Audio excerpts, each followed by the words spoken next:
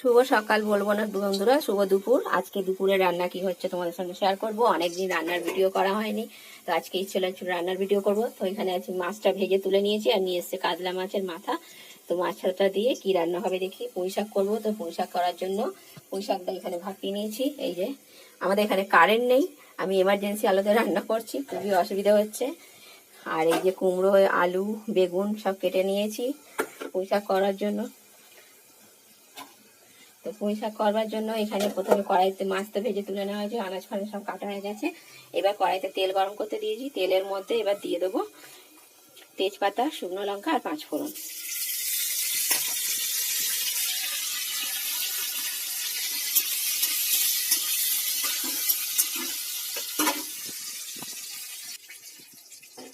ওইদিকে তো রান্না চলছে, তো তার সঙ্গে এখানে নিয়ে নিয়েছি ঘাটকোল পাতা। ঘাটকোল পাতা এই যে এই ঘাটকোল পাতা বাটবো শিলেতে। তো ঘাটকোল পাতা বাটার জন্য পাতাগুলোকে ভালো করে ধুয়ে নিয়েছি, আর শিলনোড়াতেই বাটবো। তো পাতাগুলোকে ধুয়ে নিয়েছি, এখানে রেখেছি। এটাকে একটু কুচিয়ে নেবো বাটবো। বাটার আগে রসুন নিয়েছি, কাঁচা লঙ্কা কুচিয়ে নিয়েছি। এটা দিয়ে বাটা হবে, কালো জিরে ফোড়ন দিয়ে ভাজা হবে। তো 5 ফোড়ন, শুকনো লঙ্কা আর তেজপাতাটা ভাজা হয়ে এসছে।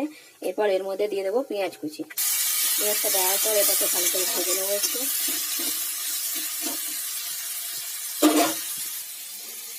এদিকে ওখানে রান্না বসে দিয়েছি, আর গরম লাগছে খুব, কারেন্ট তো নেই, যে কিছু করে গিয়ে হাওয়াতে গিয়ে বসবো।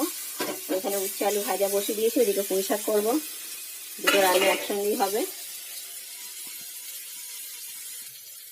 পেঁয়াজটা ভাজা হয়েছে অর্ধেক, এবার এর মধ্যে আদা রসুন বাটাটাও দিয়ে দিলাম, দিয়ে এটাকে আর একটু ভেজে নেবো।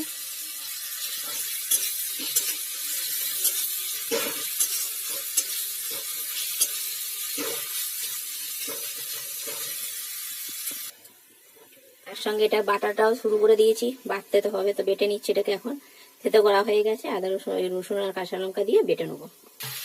এখানে কুমড়ো, বেগুন, আলু সব দিয়ে দিলাম। আমি এটাকে নেড়ে নেওয়া অনেকগুলো একটু ভেজে নিতে হবে।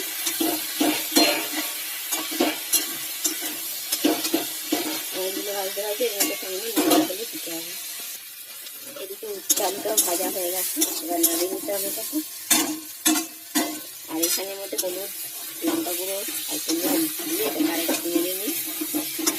মশলাটা বেশ ভালো করে কষানো হয়ে গেল, আনাজটাও ভাজা হয়ে গেল। এরপর এর মধ্যে দিয়ে দেবো ভেজে রাখা মাছের মাথা।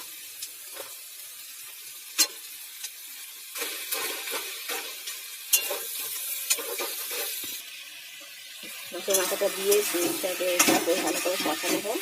তারপর শাক সেদ্ধ করে রেখেছি, যে শাকটা সেটা দেবো। তো এখানে কড়াইতে তেল গরম করে নিয়েছি, নিয়ে এবার কড়াইতে দিয়ে দেবো শুকনো লঙ্কা। অন্ধকারে ঠিক বোঝা যাচ্ছে না, শুকনো লঙ্কাটা দিয়ে দিলাম। এবার একটু কালো জিরে দিয়ে দেবো। এটা একটু ভালো ভাজা হয়ে গেছে, কালো জিরে শুকনো লঙ্কা দিয়ে ভাজার পর সুন্দর গন্ধ ছেড়েছে। এরপর এর মধ্যে দিয়ে দেবো বেটে রাখা ঘাটকোল পাতা।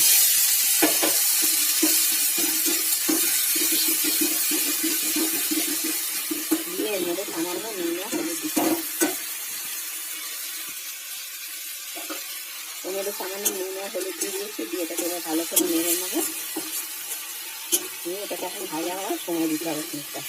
আর এখানে হচ্ছে পুঁই শাকের চচ্চড়িটা। তো পুঁই শাকের চচ্চড়িটার জন্য ভালো করে সব কষানো হয়ে গেছে, তো পুঁই শাকটা দিয়ে দেবো। ঘাটকোল পাতাটা বেটেছি, তো হাতটা প্রচুর করছে, একটু লেবু আর নুন দিয়ে হাতটা চটকে নিতে হবে ভালো করে, এলে হাতটা প্রচুর করছে। কচি পাতা, ঘাটকোল পাতা এগুলো বাড়লে খুব হাত কুচকুচ করে, কিন্তু খেতেও ভালো লাগে। হাত কুচকুচ করলে কি হবে। এটা এখন ভালো করে কষানো হোক। আর আমি হাতে একটু নুন রেখে নুন আর লেবু মেখে নিই, তাহলে হাতটা আমার খুবই ঠিক হচ্ছে। এদিকে গরম, তার মধ্যে আর হাত ঠিক হচ্ছে। আনাজটা সেদ্ধ দেওয়ার মতন একটু সামান্য জল দিয়ে দিয়েছি, এবার আমি এটা চাপা দিয়ে দেবো।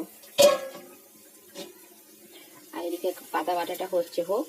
আর একটু নুন নিয়ে নিয়েছি হাতে, আমার হাতটা চুল করছে। নুন আর পাতি লেবুর রস ভালো করে একটু হাতটা ডলে নিই, মানে এত কুটকুট করছে থাকা যাচ্ছে না। এই ডান হাতটা বেশি করে করছে। ঘাটকোল পাতাটা বাটার ভাজার পর এই যে ঠিক এইটুকুনি হয়ে গেছে, একবারে কড়াই যেন সে লেগে রয়েছে, শুকনো হয়ে ছোট্ট একটুখানি হয়ে গেছে। এবার এটাকে নামিয়ে নিতে হবে।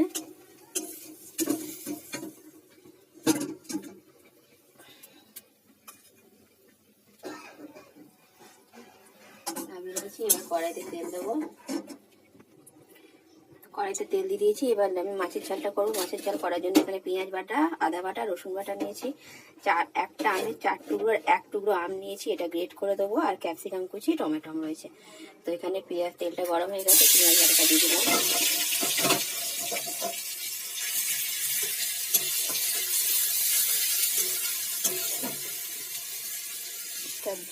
ভাজা হয়ে যাওয়ার পর এখানে ক্যাপসিকাম কুচিগুলো দিয়ে দিলাম।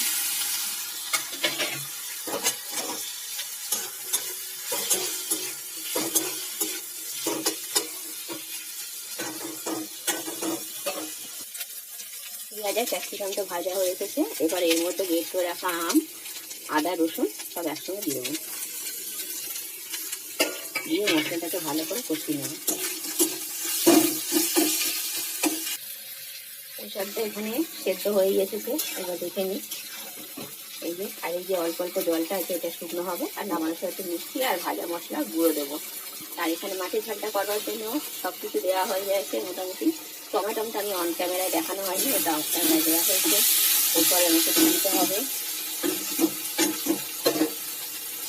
পরিমাণ মতো নুন, হলুদ আর লঙ্কার গুঁড়ো দিয়ে মশলাটাকে ভালো করে কষিয়ে নেব। মশলাটা ভালো করে কষানো হয়ে গেছে। এই যে এবার ভেজে রাখা মাছগুলো দেবো। দেওয়ার আগে একটু সামান্য জল দেবো, এটা ফুটে যাবে। তারপরে মাছগুলো দেবো। মাছের ঝালের মশলাটা বেশ সুন্দর ফুটে উঠেছে। দিয়ে দিতে হবে এখানে ভেজে রাখা মাছগুলো। দিয়ে এটাকে আরেকটু ভালো করে ফুটিয়ে নেবো। চাপা দিয়ে দিই, দিয়ে এটাকে একটু ফুটে গেলে তারপর নামিয়ে নেবো। একটু গরম মশলা গুঁড়ো দেবো, দিয়ে নামিয়ে নেবো। এখন ফুটুক। যা অবস্থা হচ্ছে এখানটা এবার পরিষ্কার করে নিতে হবে। বাসনও অনেক বেরিয়েছে। এখানে পুঁই শাকটাও হচ্ছে, এদিকে মাছের ঝালটাও হচ্ছে। হোক এটা বসে বসে, তারপর নামাবো। ঝোলটা এবার নামিয়ে নিতে হবে। দেখি ডাঁটাটা সেদ্ধ হয়েছে কতটা